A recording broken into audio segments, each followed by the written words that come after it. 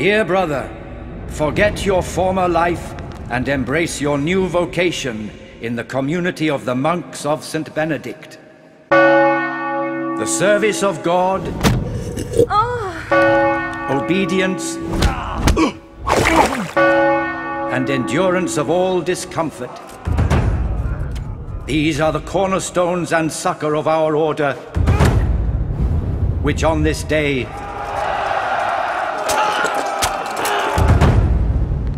shall become your own. Accept your new name and wear it with honor.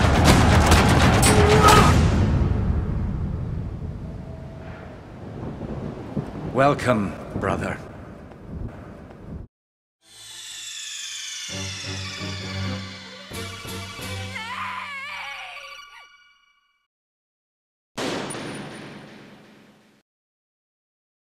Hello. Hello.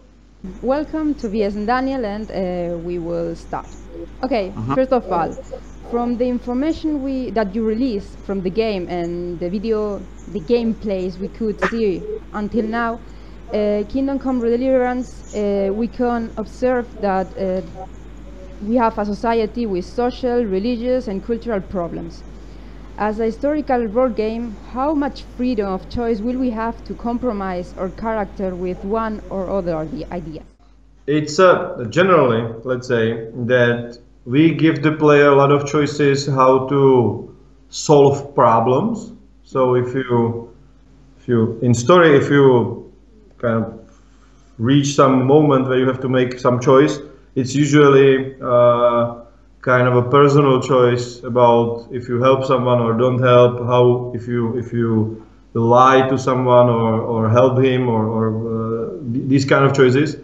And regarding his kind of big scale choices, you cannot switch sides, for example. You cannot join the opposing forces and start to be against your nobility or something.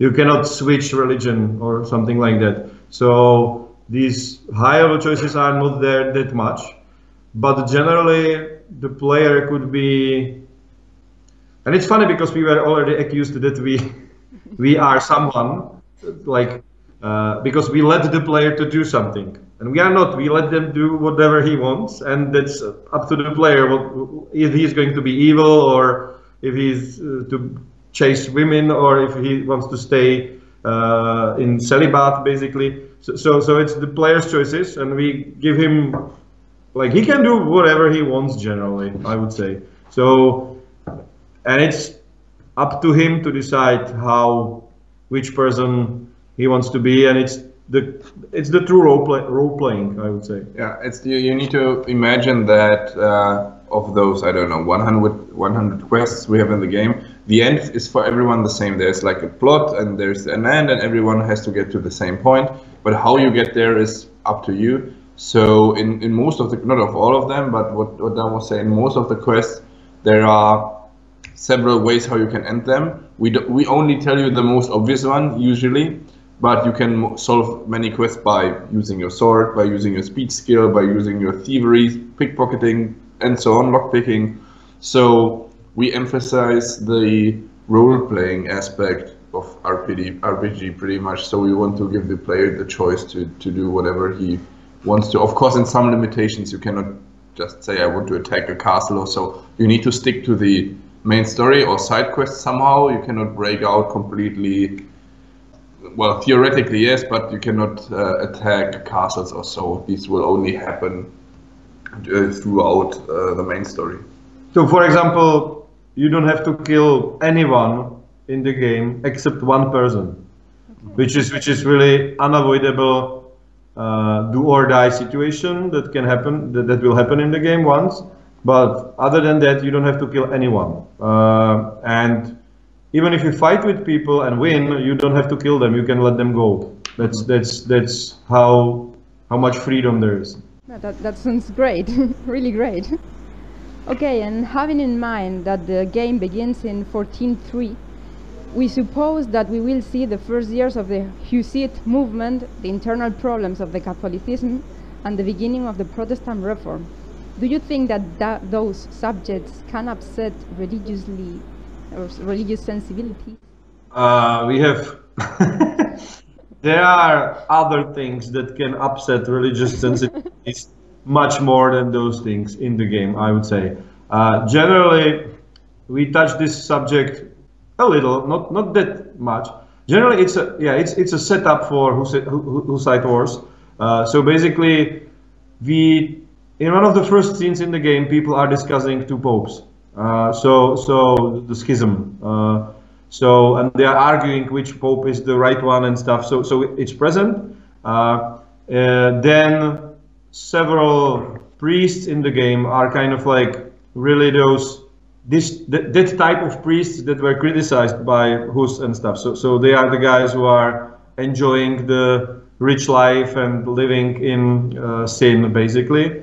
But on the other hand, then as in real life, there are also religious people that are quite good. There is a big quest in monastery where you have to live like a monk for days, basically, and sticking to the rules.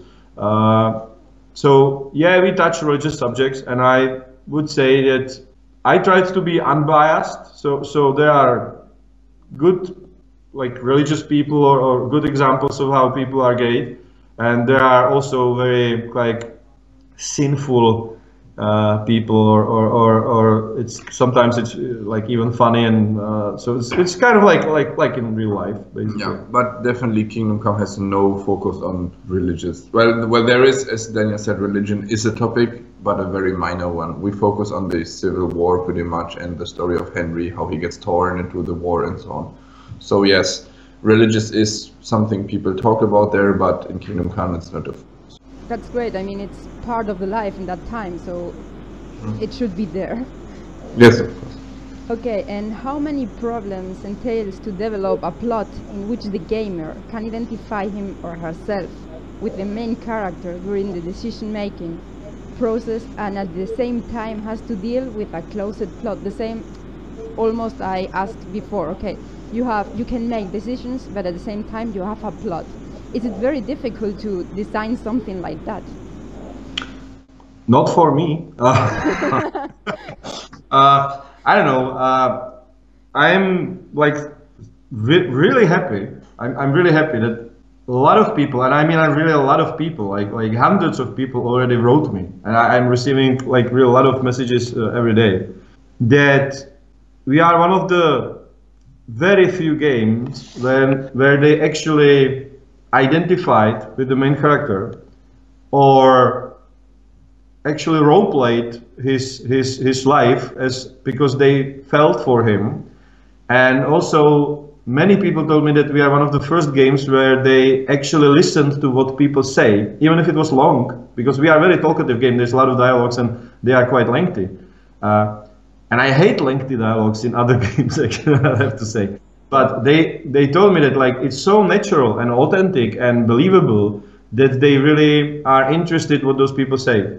So that's how we try, and that was our goal basically. We wanted to avoid all the cliches and filler dialogues, and we really wanted to create like human beings with their own interests and emotions, and we based all the quests on those people. So basically, what's happening in the quest is driven by the motivations and needs of the people that you meet. So, and I think that not many games do this. But when you do it, it kind of doesn't feel that hard. So I don't know what if it's hard to other people. For us, of course, it's you need to think a lot about how you write and how you approach it, and writing took us a very long time.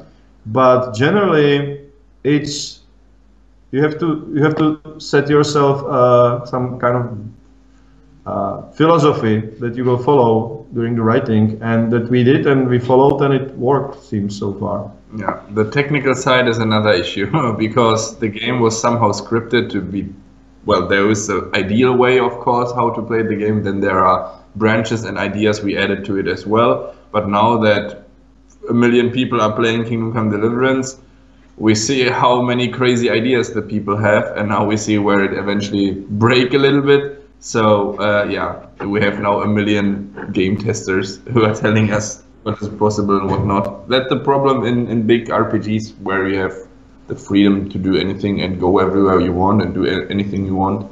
Yeah.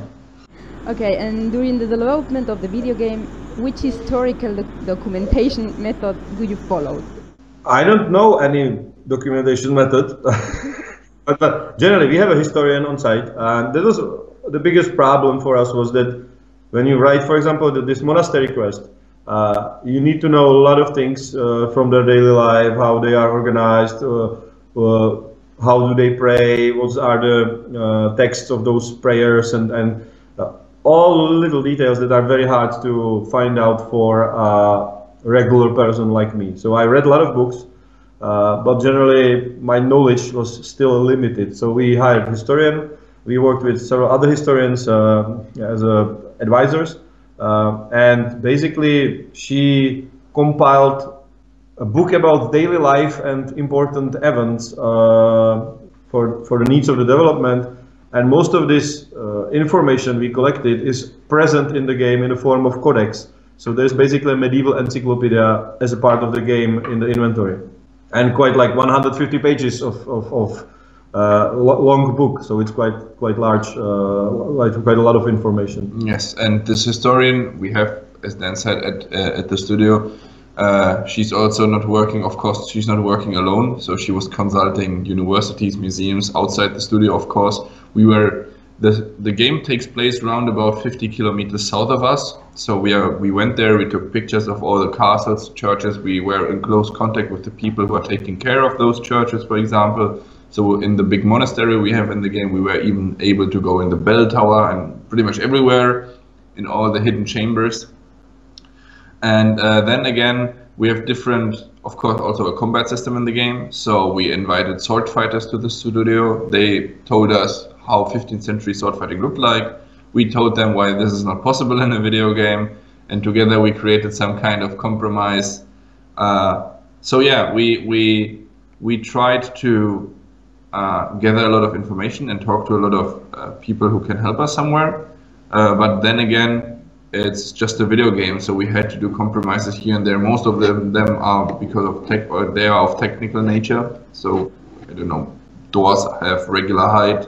Back then they were smaller because they wanted to keep the heat inside, but we need to have them high because the NPC, when he's walking through it, he would have to crouch, which is theoretically possible. But if there's a combat situation, this would be a really problem. So we said, okay, regular heights for the doors. So yeah. It's a thing about compromises.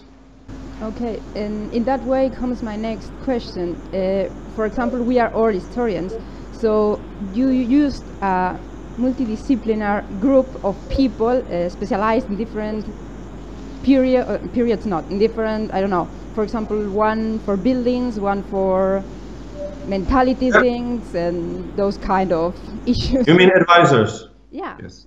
Yeah. For example, when we were clothing, when we were trying to find out how something about clothing. So, first thing was that I studied how it was.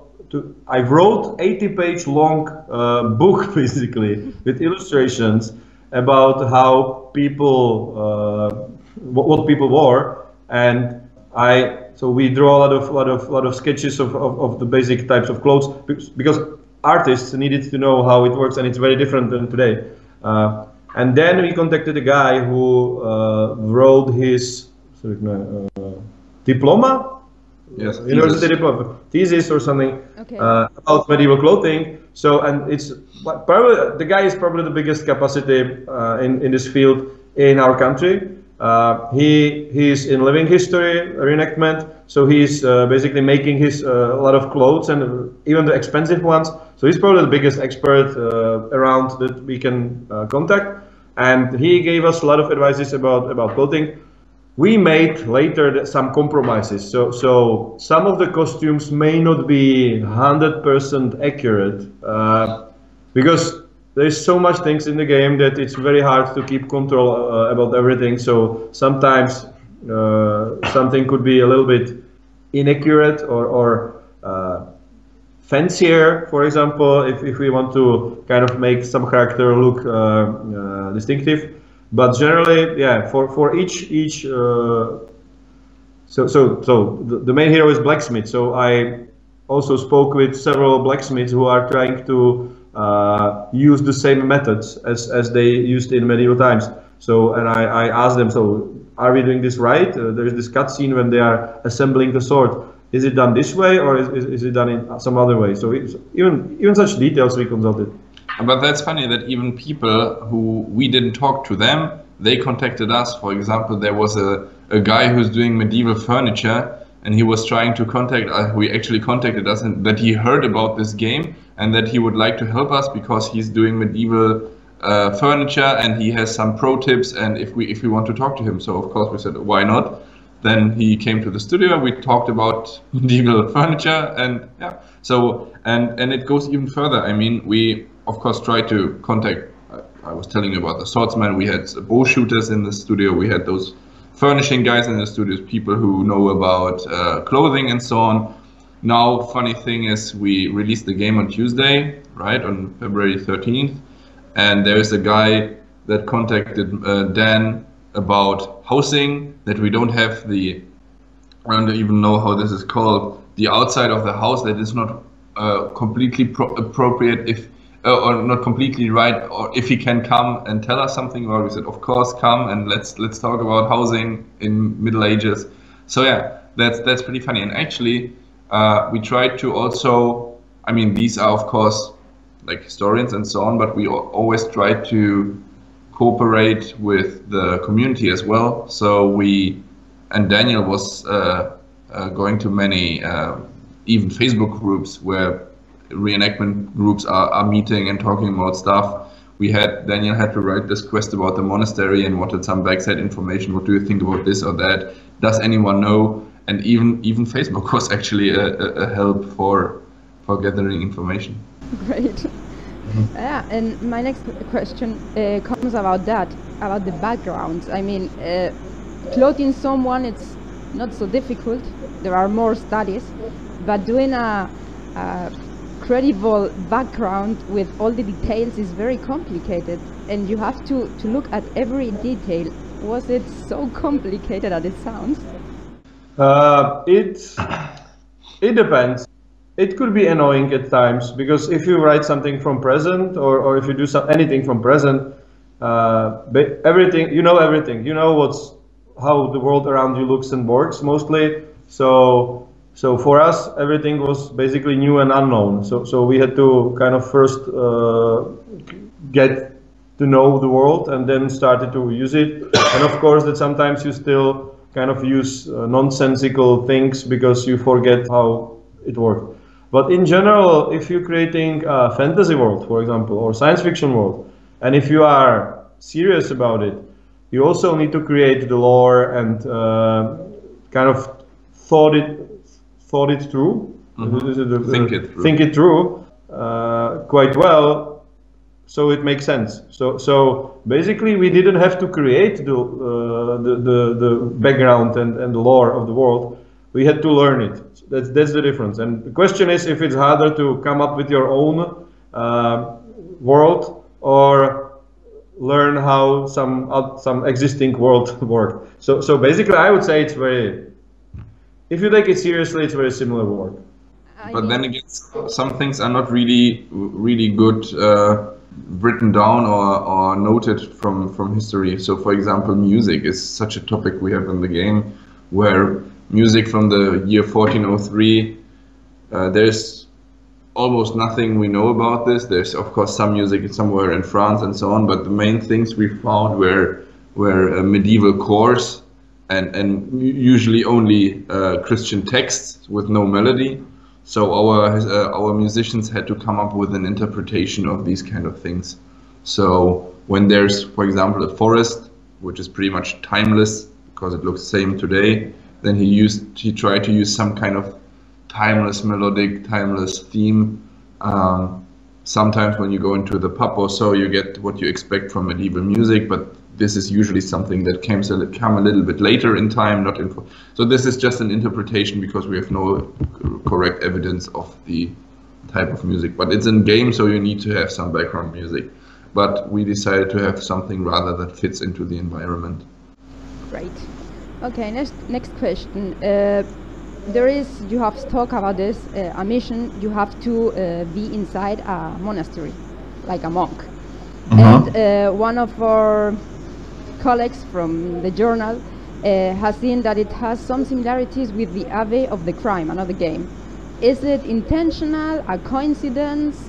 How will we know and live inside the monastery? I mean, will it be really a religious experience, or will it be almost something, I don't know. This is a Spanish game, right? It's a Spanish game, yeah. I was asked the same thing in Spain when I was there for preview review, and I think it's completely coincidence. Yeah, it is. Basically, you can. Name of the Rose from Umberto Eco is similar setting. So it's kind of like this locked area that you cannot leave, and there is a crime and you have to solve it. And in our game, you could be the criminal as well. Yeah, there's the similarity, but generally it's a coincidence. But if you played Mafia 2, maybe you will remember something like this already. But it's okay. I mean, if the three games are about the same and they are all okay and similar, that means they are historical okay. So it's good. Okay. Why have you choose the medieval ages? I mean, it's a very used age, and normally if you use medieval people, you should use dragons. It's like a canon. I mean, we are not okay with that. I mean, we are historians. We want historical games. So why to choose this period? Because I like it. Well, our country has very long heritage of like basically in every city there is a castle or chateau, or the centers of cities are Renaissance, Baroque, and Gothic. Most of them. So we are surrounded with history here. Luckily, I would say. I'm living in a building that's originated in 14th or 15th century, and I'm in the middle of Gothic area of Prague, and I see castle from my windows on one side, and one of the most famous Baroque churches in the world from the other window. So I like it. My grandparents took me to all the castles when I was young, and it annoys me that. And it really annoys me that I don't know, samurais are more popular than knights in the Western world. That our own history, our own heritage, to many people is less known than some other cultures that are far away from us. So I also wanted to kind of bring this to life to show people what's our own past, and that the knights were were on par with samurais, for example. I like samurais, but generally it's weird that a lot of the things are almost forgotten. And it was also sometimes very surprising even for me. I'm interested in the area. I know a lot about it. But when we were kind of researching the game and trying different stuff, I learned a lot of new things that I never heard before, and I don't know why. It's kind of weird. And it's also weird that no one ever made a game like this. That's also kind of weird. I mean, we have been researching about the game, and I think it's the most historical game in all the time we have seen. So that's great.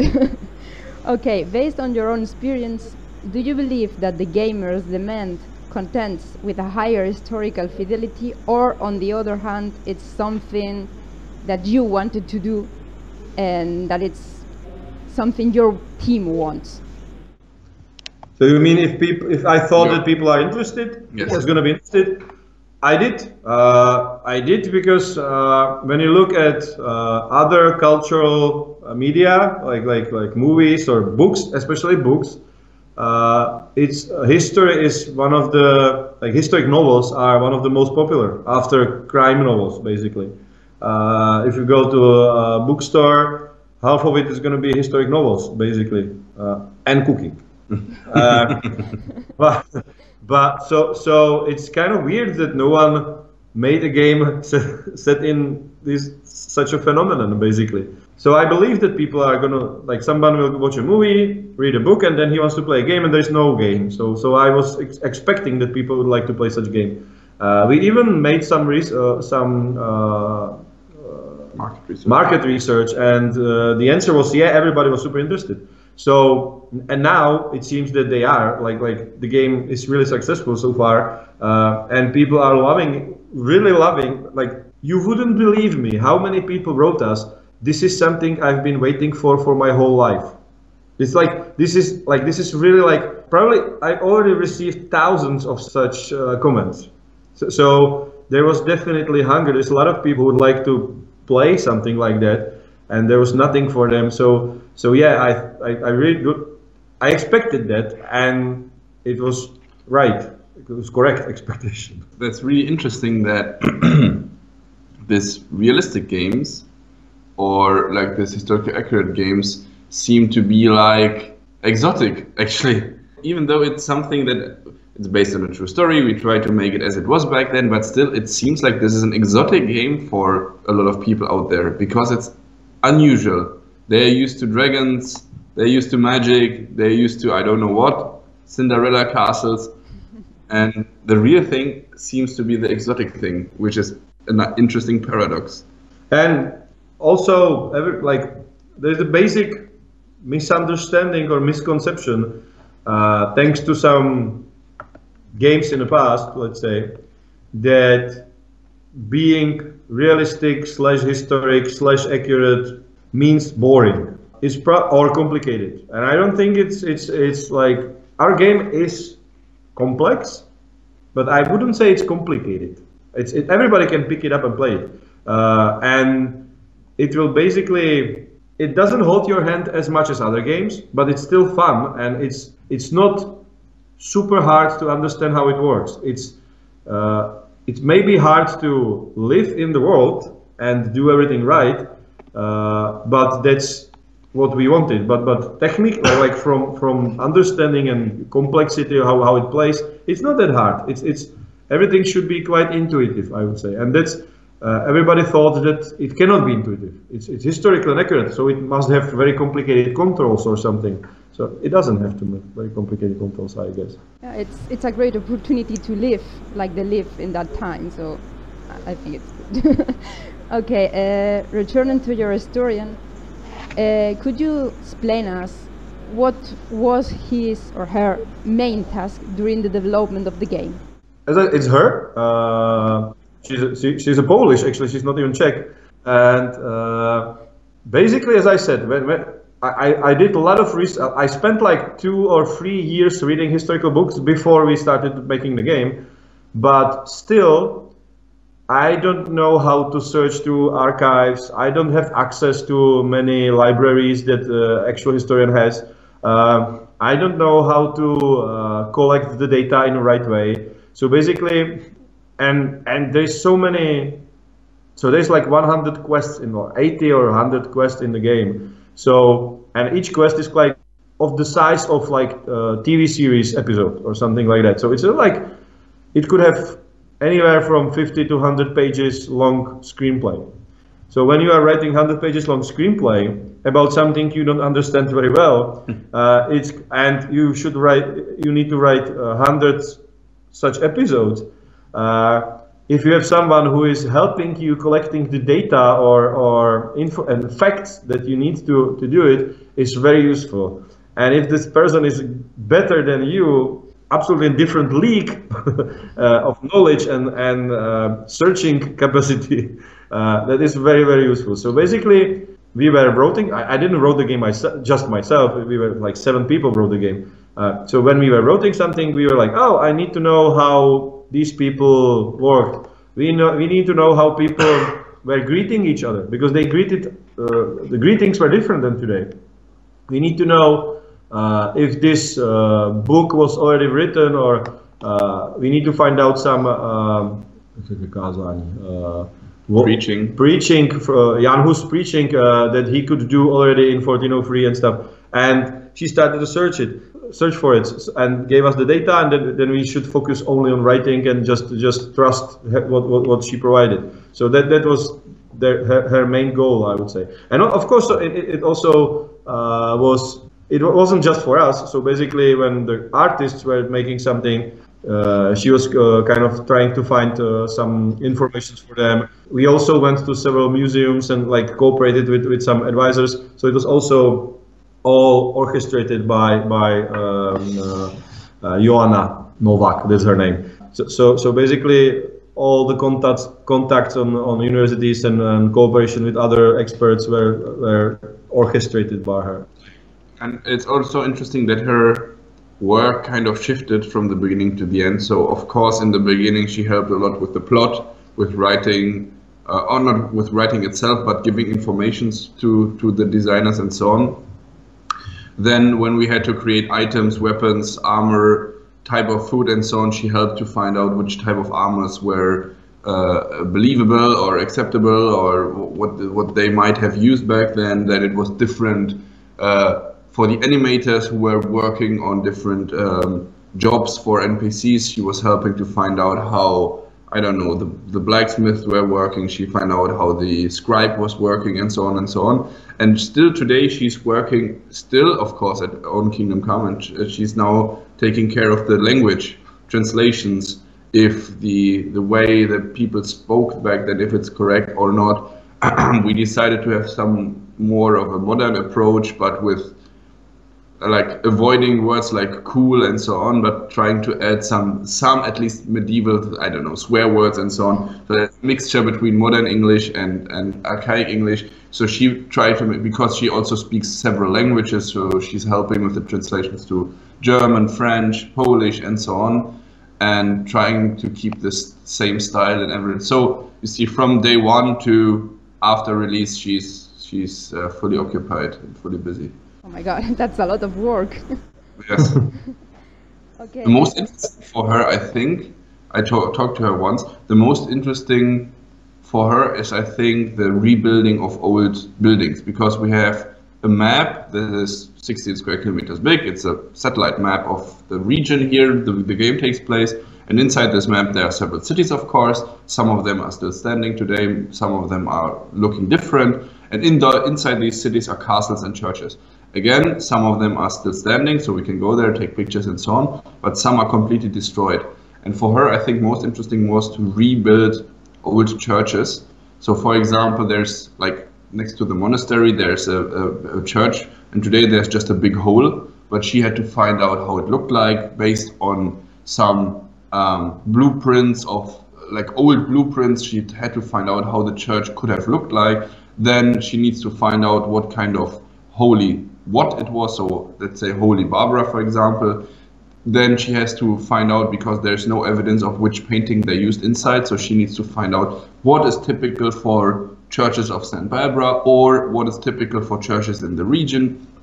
And together with the art designers, they're then trying to repaint the inside of the churches, and so on and so on and so on. So I think this rebuilding might be most interesting for her.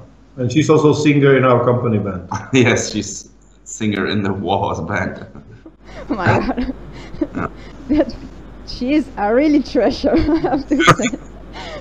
Okay, you spoke about fighting and about weapons. Do you contact with historical recreation groups, or looked at scripts from the period of the medieval period to know how they fight and what kind of weapons one kind of soldier use or what kind not? Yeah.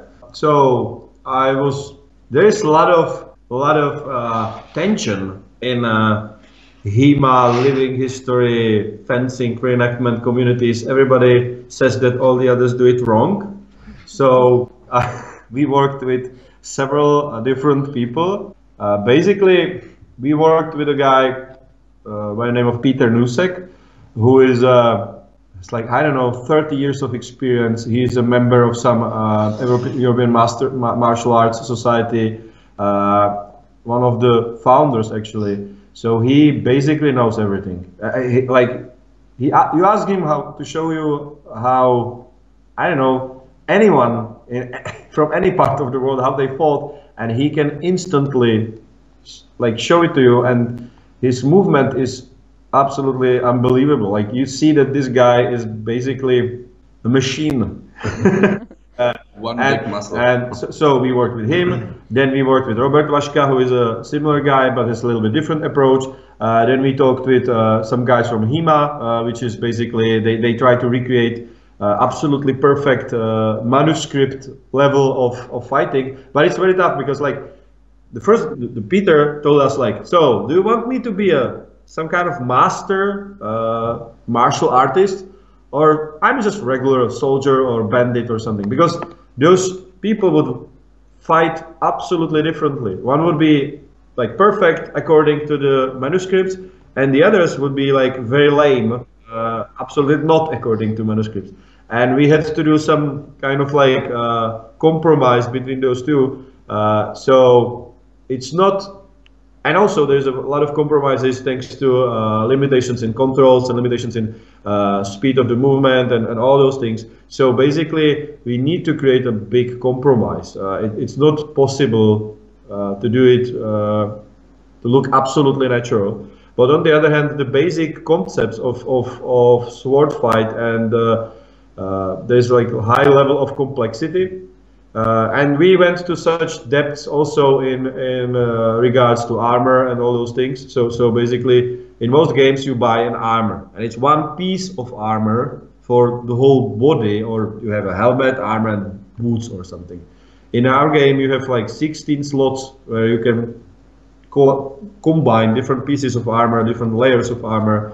So it's very complex, and it should work as expected. And if somebody manages to hit you to the place, to the body part that is not covered, even if you have armor on all the other body parts, but I managed to find the one spot that is unprotected and hit you there, I'm still going to damage you no matter what armor you have somewhere else. So it was very, very kind of complex process. I even tried to fight myself. I went to several trainings with a guy who are doing these medieval Battle of the Nations championships. So I went to trainings with them. I wore armor. They beat me a little bit, so to feel how it's like to be hit in armor. So some people in our team also are doing fencing either as a living history or as a sport. So yeah, a lot of people. Some people are in reenactment in the company, so they have their own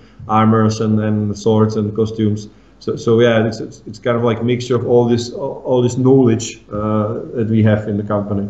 Okay, we have been talking about Joanna and some other enterprises that do historical games, say that it is not necessary to have an historian in their teams. What do you think about it? Let's say that I really. It's a kind of like lazy approach. Even if you decide not to have historian on the team, most of the writers, for example, and I really hate it, they kind of like ignore facts, and they say their excuse usually is that they need to create interesting story. So, and the facts are against the story, so they need to kind of like twist it a little bit so it works. It creates a better story. And I totally disagree with that. In most of the cases, in most of the movies I saw and I heard that they changed the history in order to have better story. And when I knew how the actual history happened, the history was more interesting than the story. So I totally disagree with that. And I hate when I see a Viking movie and they have armors from 16th or 17th century. I like, why? What's the reason? I don't like when you have a medieval movie and all the castles are kind of like gray stone with torches, and all the people wear brown dirty wrecks on them. It's not how it looks at all. It was absolutely different. Everything was colorful. People were clean. Their clothes were much more high quality than today. They were very expensive usually. So it's like, it's ridiculous. And thanks to these movie cliches, our knowledge about our history is absolutely twisted, and basically for no reason. It's like they did it, so I will do it as well, and I don't care how it actually was. So it's kind of like very lazy approach. I don't like it. But it also depends on what kind of game you make. I mean, if you're doing a strategy game or something like, I don't know, with medieval soldiers where you just click on armies and go on, then you don't need the huge background of or deep information or knowledge about, I don't know, well, it really depends on the game. Our game is an RPG where one of the main goals is immersion, and you should be able to dive into this game and like feel the medieval lifestyle and understand what the people were talking about, what the troubles were, and you should imagine yourself being in the Middle Ages. There it makes great sense to have a historian, because she will help you to double check the facts, double check the plot, items, and so on. But if you have, I don't know, let's say a strategy game, Command and Conquer, no, that's not a medieval game, but Age of Empires or something like this, then I don't think you need a historian to make sure that, I mean, if you have basic knowledge about this, it's sufficient. It really depends on what kind of game you do. And because you were talking here about Paradox, they have great games, like grand strategy games, Europa Universalis or Crusader Kings and so on. And they actually have a lot of backside information of the historical things as well. There it eventually would also make sense, but it depends. If they're skilled enough to find their information themselves, then good for them. For Dan, it was a huge help that we had Johanna. Good. And from my point of view, if I wanted to be a historian in a video game company, what should I do? How can I work with you, for example? What tips can you give me to work with you? We were looking for someone that knows several languages, that knows German and Latin, for example, because some of the sources are in those languages. We were looking to someone who has some experience in the period, who is educated in the period that we have, and then I don't even know what were our requirements for the job. I wrote them, but I don't remember anymore. Johanna always say right time, right place, because in the beginning she were applying at Warhorse Studios, and in the beginning neither Warhorse Studios nor Johanna knew what she's actually going to do here. So it was a little bit trial and error kind of approach. However, for Johanna it was a huge, she didn't tell anyone, but her boyfriend was already working here at Warhorse Studio. Okay, having a boyfriend, that's a good way. So the boyfriend was already at Warhorse Studio. He actually came up with her, but however, it's of course tricky as a historian in a video games company, because you need to find a company that is actually interested in doing such games, and you need to make or justify why you are a big plus for the studio. I mean, as a programmer it's easy, because for them it's something they can immediately, of course I need programmers, but it's definitely tricky to find a job in a video game company as a historian. Generally, the more Renaissance person it is, the better.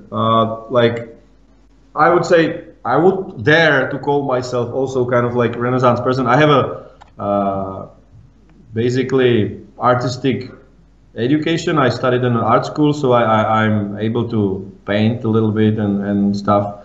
I did some music, so when we are discussing music, I'm not the guy who's sitting in the corner of the room like, that's interesting, guys, like keep going. I have something to say, and I understand it a little bit as well. So for such complex projects, it's quite useful to be to know something, a little bit of something from everything, and that applies to this position in our company as well. Okay, do you think that this video game could be used for educational matters, for example, for teaching history? I would say so.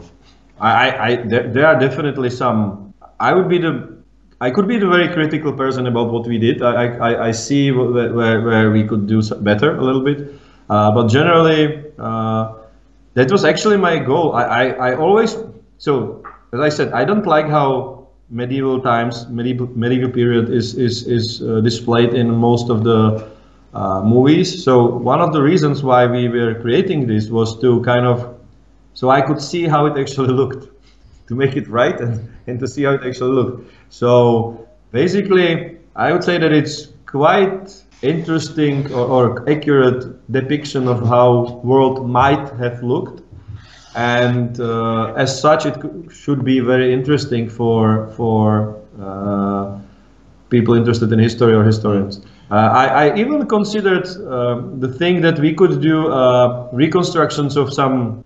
And I would love to do it. So basically, we reconstructed several actual places that are today different than they were 600 years ago. So basically, the monastery that it's in the game, it's like really as accurate reconstruction of the monastery as it looked at the beginning of 15th century. And basically, you could have some kind of virtual reality demo at the monastery for the visitors to see how it looked at those times. And we are able to do it for any place. We can we have the technology and we can basically reconstruct any historical site and let people walk in it and see how it looked back then, which is quite unique. And I would like to, sometimes in the future, I would like to explore these areas to make this possible, for example. But I wouldn't say it's, well, definitely Kingdom Come has its moments, right? I wouldn't say it's an educational game because I don't see it used in history lessons in school or so. But definitely when you play the game, I'm certain that if you're at least a little bit interested in history, you will get a lot of information there. Not only by playing the game, but with the codex, for example. Whenever you, I don't know, find a beehive, it will open you a new codex entry about medieval beekeeping and why this was important. So we have hundreds of pages of codexes. We rebuilt this area here pretty much. We try to show how the feudal system in Bohemia kind of worked, or the problems were here in that time. So it has its moments, but in the end, it still remains a video game and entertainment product with a historical or realistic background.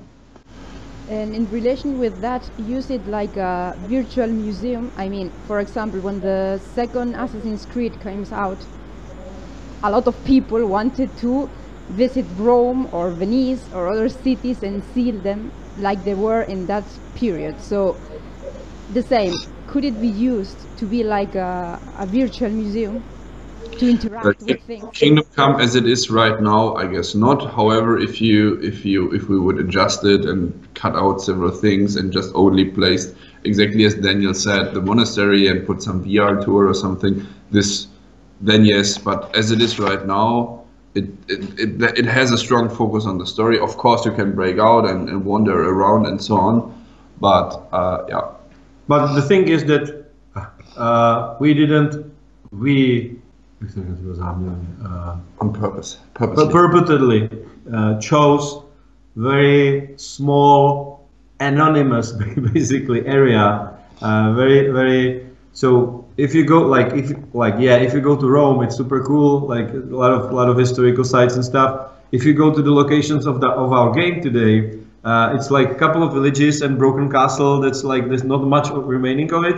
So and it's kind of like a little bit poorer region. So it's really like remote location. Even in our country, it's like kind of like a little bit remote location with not very tourist friendly place. I would say. That's the main issue. But the landscape is beautiful there. The Sassau River is beautiful and everything. There are and like few kilometers from there are much bigger sites than what we have in the game. But the reason why we chose this location is that something happened there. The important things happened in the places. So there's a castle, big famous castle, 5-10 kilometers from the location where our game is. And I was seriously considering to have it in the game, but nothing happened there at the time. Nothing. It wasn't involved in the events in our game at all. So it's not there. And probably it would look much more epic if it was there, but it's not. That was my decision. But it's okay. I mean, people think we historians only do history of the great figures or people that have made or done great things, and not that. We also made history or write history about the little people that live in her unknown village. So it's also another way to see history. And finally, looking forward to the future of the video games, I don't know if you want or if you will do another video game. If you do it, will it be again in Central Europe in the same period, or are you thinking about other periods, other locations? Well, so far we already have, of course, some plans, and I cannot speak about them yet. Generally, I am interested in other areas, cultures, regions as well. So I like, for example, I love Assassin's Creed, the latest Assassin's Creed, because like I think that their depiction, the visual depiction of the Egypt and what people did and stuff is really, really, really nice. I'm waiting when they release this historical mod for it. They said that they will do some kind of like exploration historical part only. So I'm looking forward to this. So yeah, there are many things that I would like to explore. I like ancient civilizations, for example. It's super interesting thing. And lately there were huge discoveries that totally change how we look at it. So it seems that our history of humankind is much older than we originally thought. Like Göbekli Tepe in Turkey, it's something absolutely, wow, what is this? How it was built? So there's, even the pyramids are kind of like weird. Nobody actually knows. Like there's a lot of new discoveries about them that change how we. And I'm not speaking about conspiracies now. There are things that are really new, even in a serious archaeology. So that's one thing that interests me a lot. The fall of Rome and barbarians in Europe, the big movement of nations. I don't know how it's called in English. The tribes. Big. Yeah. So that's something interesting. The beginning. I love Vikings. So. And Vikings, they are not like just Norway and England. They basically established Russia. I think they founded Moscow so it's really they went to Constantinople. So like it spreads all over the Europe and Mediterranean area. So these things are super interesting. I lately saw James Cameron, the Titanic director. He basically discovered Atlantis. Have you seen the documentary? No. he made a documentary looking for Atlantis, and actually it's in Portugal. Really? It's like they found ancient city buried on the shores of Portugal and close in a sea nearby, and it's something that was discovered like 2 years ago. They are still researching it, but they are like, oh, this might be Atlantis, and a movie maker found it. It's like he financed an expedition to look into Mediterranean area, and it's also super interesting because they basically started. It's like conspiracy theories a little bit, but they started a couple of very interesting theories about how the world could have been, and it was with historians. It wasn't like those crazy ancient aliens guys. It was like actual historians were like, oh, this is interesting. seems to be a city buried under this map. And we didn't knew about it before. And the symbols we found here were also found there. And so there probably some connection. It was very interesting things that happened, and there's lots of stuff that could be explored in games as well. And of course, it doesn't have to be that accurate all the time. So I can make some like aliens built pyramids game, and it would be also quite fun, I guess. But maybe not. It would be a huge success for sure. Okay, the questions are over. From our side, that's all. Thank you very much in name of all of us, of the 7 members of the Octavo Historiador, and of our readers that will read you in Spanish because we will translate the interview. Okay? Yeah. Thank you very much. Thank you very much.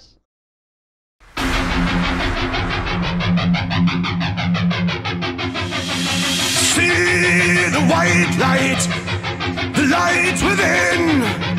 Be your own disciple, fan the sparks of will. For all of us waiting, our kingdom will come. Rays of power shining, rays of magic fall on the golden voice that speaks within us all. For all of us waiting, your king.